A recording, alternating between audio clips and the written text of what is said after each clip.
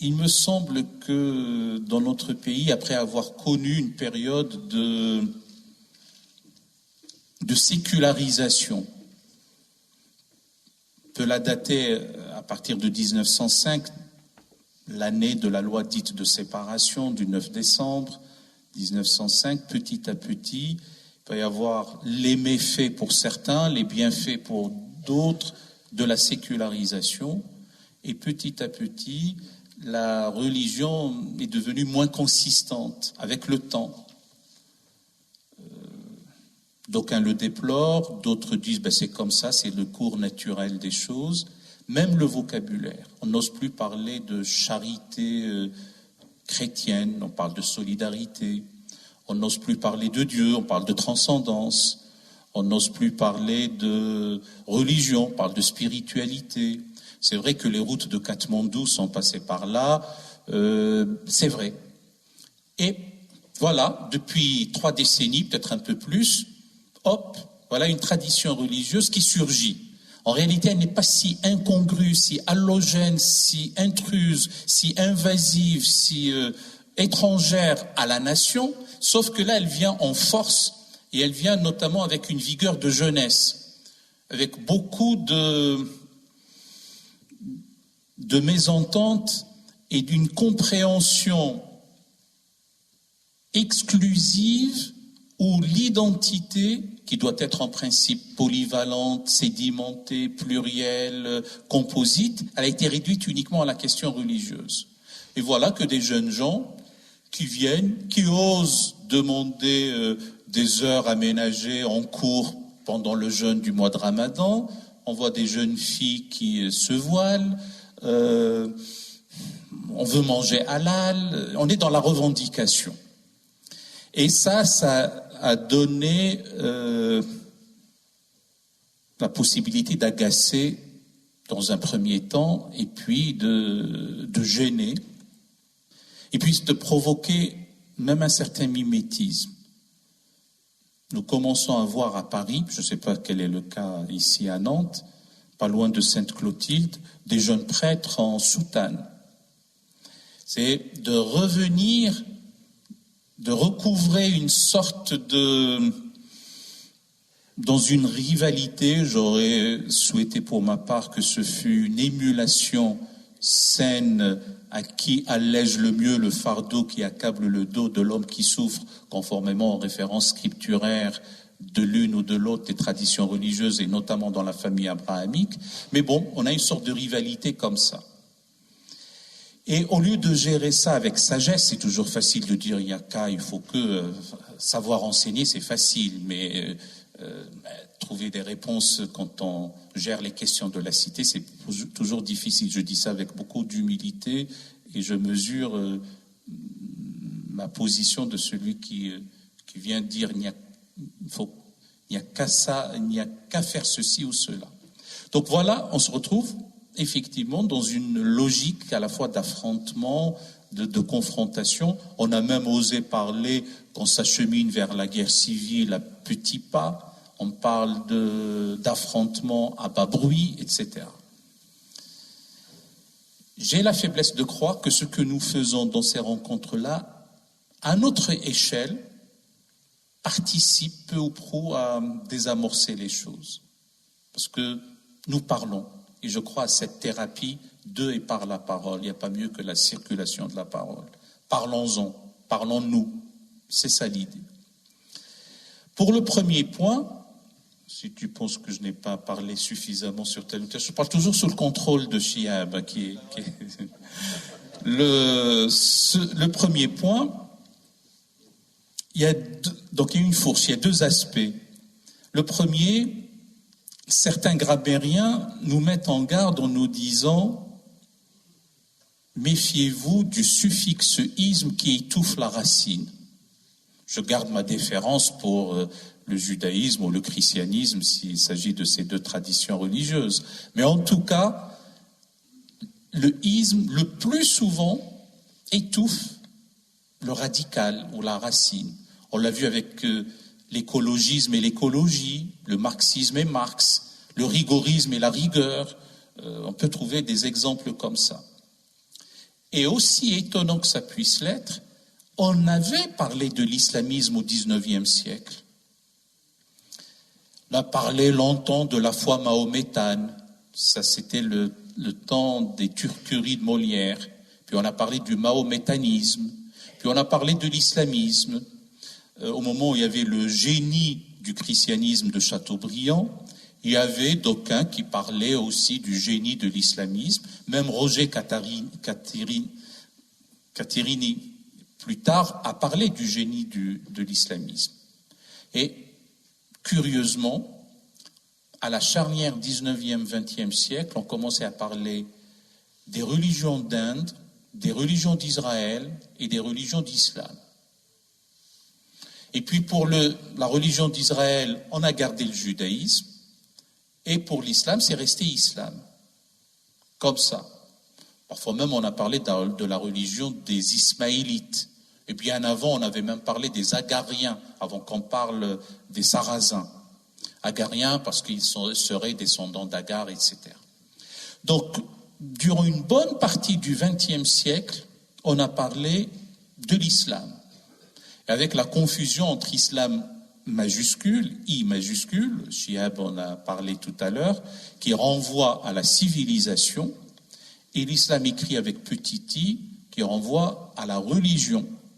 C'est une facétie aussi des éditeurs dans leur typographie. Comme ils n'ont pas l'équivalent de chrétienté et de christianisme, mutatis mutandis, ils se sont dit, quand on écrit avec I majuscule, ça renvoie à la civilisation islamique et aux cultures sous-tendues par cette civilisation, ou inversement. Et puis, quand il s'agit d'un I minuscule, ça renvoie à la religion, avec ses strates cultuelles, spirituelles, rituelles, etc. Dans les années 70, il va y avoir, et nous en pâtissons tous, une idéologisation de la religion islamique pour d'autres fins que spirituelles. Ça a commencé avec les frères musulmans. Les frères musulmans, c'est déjà 1928, et ça connaît un fait avec la révolution dite de Khomeini, la révolution iranienne.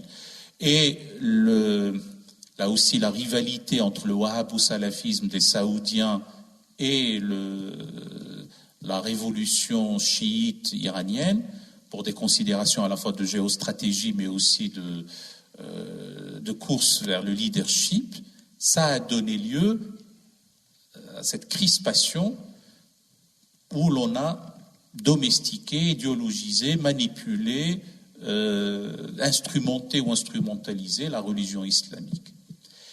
Et il se trouve, et je finis là-dessus, que Bruno Etienne, dans son ouvrage « L'islamisme radical », eh bien, on l'a pris presque comme la référence pour distinguer la religion islamique et donc l'islam comme religion, si c'est petit i, comme civilisation si c'est grand i, et l'islamisme comme l'islam politique, ou l'islamisme radical, comme on dit maintenant. De fait, l'adepte de la religion islamique, c'est le musulman, et l'adepte de l'islamisme politique devient l'islamiste. Cette confusion est aussi perçue d'une manière négative par les musulmans eux-mêmes. Ils disent « oui, mais on n'a jamais parlé de christianistes, on n'a jamais parlé de judaïstes, je ne vois pas pourquoi on nous traite d'islamistes. » C'est vrai. Simplement, c'est que parfois, les islamistes eux-mêmes se disent que nous sommes plus que musulmans, nous sommes des islamistes. Et ça s'entend même en langue arabe. Ils disent « Nahnu lisna muslimoun, nahnu islamawiyoun ». Et ça se dit. Maintenant, ils le disent de moins en moins, parce que, aussi étonnant que ça puisse l'être, l'islamisme radical a l'air encore de prendre dans nos sociétés, il serait en perte de vitesse en Tunisie ou au Maroc ou ailleurs.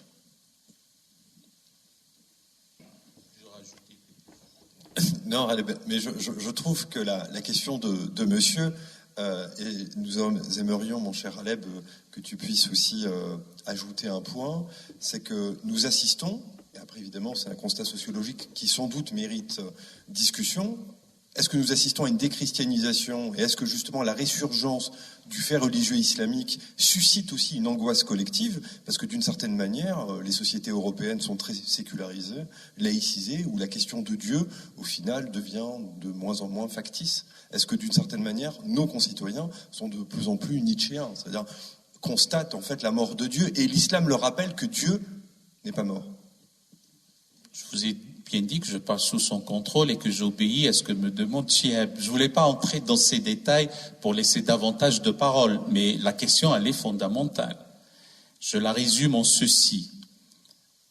Je crois qu'avec un siècle finissant, qui était celui du XXe, et un nouveau siècle, donc on est presque au passage de l'an 1000, dont on nous a dit que pour certains était presque apocalyptique, pour l'an 2000, nous avons bien vu les angoisses suscitées par ce passage.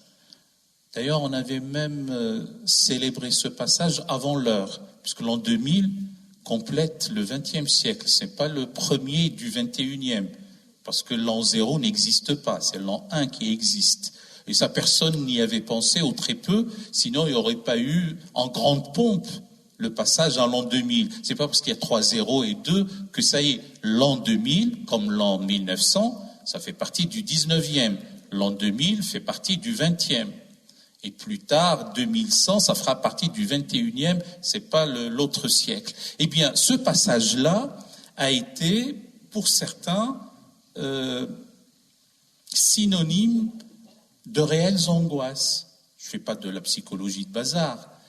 C'est que, j'ai parlé tout à l'heure des routes de Katmandou, de Woodstock, du mouvement hippie, de la musique psychédélique, et surtout, après la mort de Dieu, qui a laissé beaucoup d'êtres hagards dans le brouillard, au bord de l'abîme, qu'est-ce qu'on fait? Et voilà le retour, si je fais la paraphrase du titre d'un ouvrage, de la revanche de Dieu. Voilà Dieu qui revient. Alors peut-être pas sous sa forme nécessairement chrétienne, mais d'une manière arrogante, revancharde, vindicative, violente, et dans sa version islamique, voire islamiste maintenant.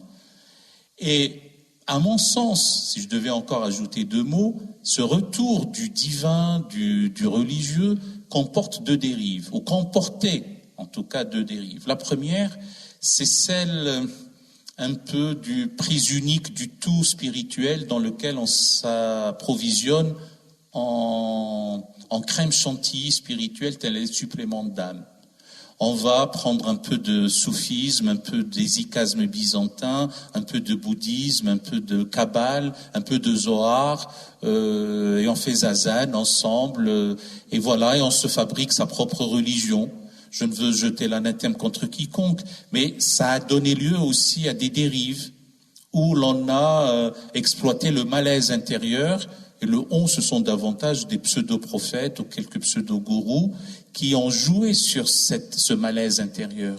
Et de mon point de vue, ce n'était qu'un succédané de ce qu'est une véritable spiritualité, un ersatz de mauvais aloi.